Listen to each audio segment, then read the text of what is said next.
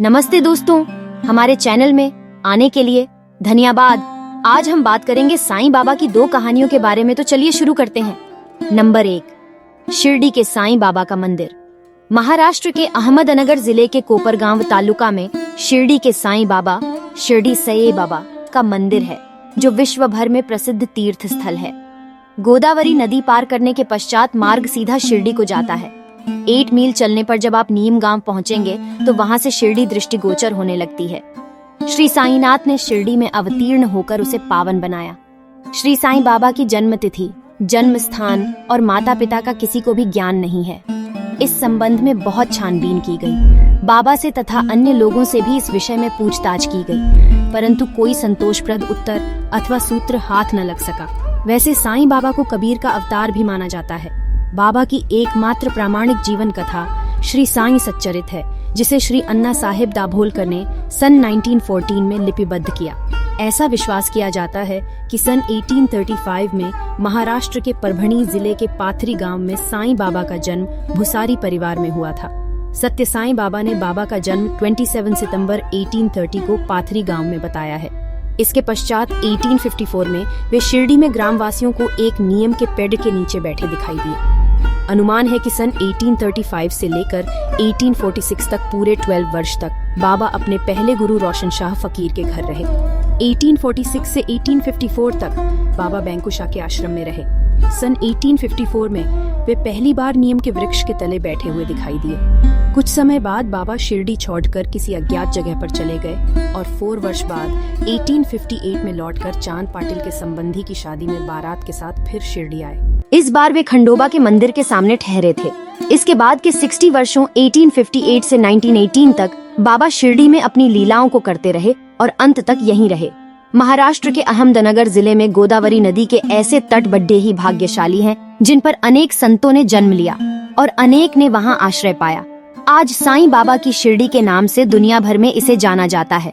साईं बाबा पर यह विश्वास जाति धर्म राज्यों से परे देशों की सीमा लांघ चुका है। यही वजह है कि बाबा की शिरडी में भक्तों का मेला हमेशा लगा रहता है, जिसकी तादाद प्रतिदिन जहां 30,000 के करीब होती है, वहीं गुरुवार व रविवार को यह संख्या दुगनी हो जाती है।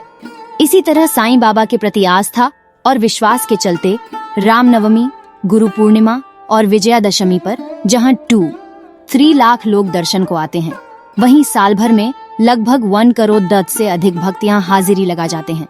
लगभग 150 साल पहले एक युवा फकीर शिरडी की खंडहरनुमा मस्जिद में डेरा डालकर 4 घरों की भिक्षा से गुजर बसर करने लगा। लोगों ने उसे साईं बाबा के नाम से पुकारा। उसकी दी जड़ी बूटियों वंगारे से लोग भले चंगे होने लगे। इससे लोगों का विश्वास बाबा में बढ़ता गया और साईं बाबा का नाम आहिस्ता आहिस्ता दुनिया भर में फैल गया, जो आज लोगों की श्रद्धा का केंद्र है। बाबा के भक्तों में सभी जाति धर्म पंथ के लोग शामिल हैं। जहां हिंदू बाबा के चरणों में हार फूल चढ़ाते, समाधि पर दूब रख अभिषेक करते हैं, वहीं मुस्लिम बाबा की समाधि पर चादर चढ़ा सब्जा चढ़ाते हैं। कुल मिलाकर बाबा की शिरडी सर्वधर्म संभाव के धार्मिक सह अस्तित्व का महत्वपूर्ण स्थान है। लेकिन यहाँ आने वाले भक्त तो इन सब के परे केवल मन में उनके प्रति श्रद्धा और विश्वास के चलते खींचे चले आते हैं।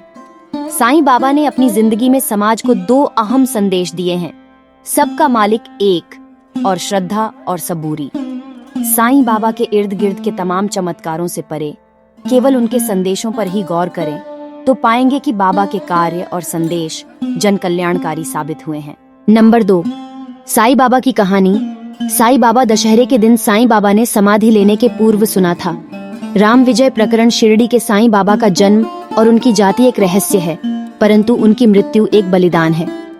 आश्विन माह की दशमी अर्थात विजयादशमी दशहरे पर शिरडी के साईं बाबा की पुण्यतिथि है और यह भी अजब संयोग है कि इस बार दिन 15 अक्टूबर भी है। आओ जानते हैं उनकी मृत्यु के समय घटी घटना का रहस्य।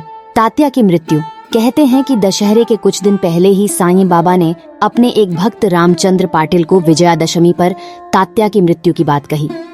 तात्या बैजाबाई के पुत्र थे और बैजाबाई साईं बाबा की परम भक्त थीं। तात्या साईं बाबा को मामा कहकर संबोधित करते थे। इसी तरह साईं बाबा ने तात्या को जीवन दान देने का निर्णय लिया।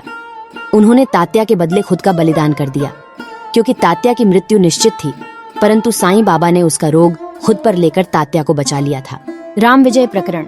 हिंदू धर्म अनुसार जो व्यक्ति देह छोड़ रहा होता है उस वक्त उसे गीता सुनाई जाती है, परंतु जब बाबा को लगा कि अब जाने का समय आ गया है, तब उन्होंने श्री वजह को राम विजय प्रकरण, श्री राम विजय कथासार सुनाने की आज्ञा दी। श्री वजह ने 1 सप्ताह प्रतिदिन पाठ सुनाया।